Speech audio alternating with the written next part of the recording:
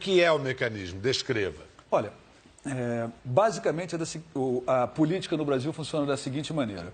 Os grandes partidos têm seus candidatos e são financiados por empresas que têm interesse em receber verbas públicas, prestadores de serviço para o Estado, particularmente construtoras e grandes bancos, né? Essas empresas, então, financiam todos os partidos.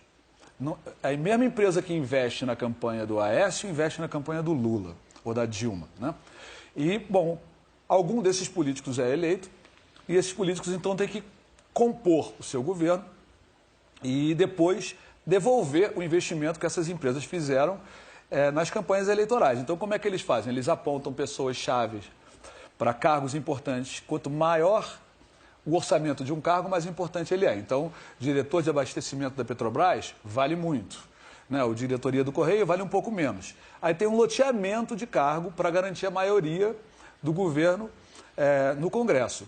Esse loteamento, então, esses cargos são utilizados para recontratar as empresas que financiaram a campanha, pagando muito mais do que o serviço que elas prestam, sobra dinheiro no caixa dessas empresas. Esse dinheiro, então, é lavado e vira caixa 2 e é redistribuído para os políticos, ou como propina em dinheiro, ou como numa conta no exterior, ou como investimento em campanhas políticas.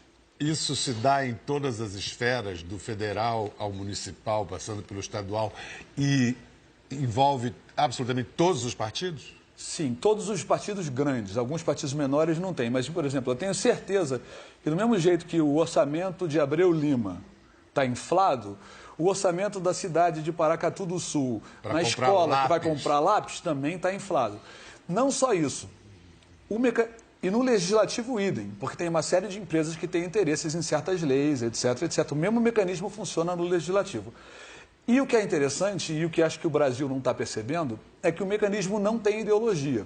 Isso, para mim, é a parte mais importante dessa conversa. O mecanismo opera no governo do PMDB, no governo do PSDB e no governo do PT, tanto com políticos de direita quanto com políticos de esquerda. Mas a Lava Jato é um começo de desvelar esse mecanismo? Você ainda acredita na Lava Jato? Não. Que a Lava Jato, vou repetir a mim mesmo, tem um valor heurístico, ela tem, ela já revelou, ela já expôs o mecanismo. A gente já sabia que existia um mecanismo, não é uma novidade para a gente que a corrupção faz parte da vida do brasileiro. A mesma corrupção que tem ali na PM é espraiada pelo país. O problema é que essa corrupção está na lógica da política, isso tem uma série de consequências. Por exemplo, uma pessoa honesta vai pensar 100 vezes antes de entrar na política.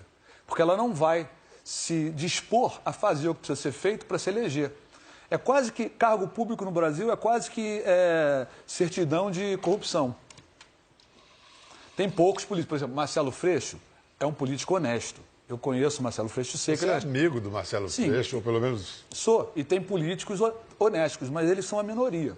E nos grandes partidos é uma raridade total. Não há a menor dúvida para qualquer pessoa razoável que os últimos 3 governos federais montaram um esquema sistêmico de corrupção entre PT e PMDB. E a mesma coisa vale para o PSDB, né? Ultimamente eu tenho olhado para o Supremo Tribunal Federal e ficado preocupado, porque o fato do Aécio ainda ser senador é estarrecedor. Não dá. Em qualquer país normal, tem coisas estarrecedoras que você olhando de fora, por exemplo, a Odebrecht ainda existe. A Odebrecht destruiu o Brasil. Destruiu. Praticou corrupção. Aliás, não foi só o Brasil, fez no Peru. Mas o Odebrecht não pode existir, esses partidos que você muito citou menos também esses não. Partidos. Mas aí o vácuo político que aconteceria... É melhor o vácuo do que o espaço político ocupado por... Não vou falar a palavra, porque eu não quero falar nenhum palavrão. Aham. Mas não dá. Ou a gente vai seguir a lei ou não vai. Por exemplo, o PT, o PSDB e o PMDB, só o volume que eles operaram de Caixa 2, se o Gilmar Mendes não tivesse sido presidente do Supremo Tribunal Federal, tinham que ser extintos. E o Temer não poderia ser presidente, teria que ter sido cassado junto com a chapa da Dilma.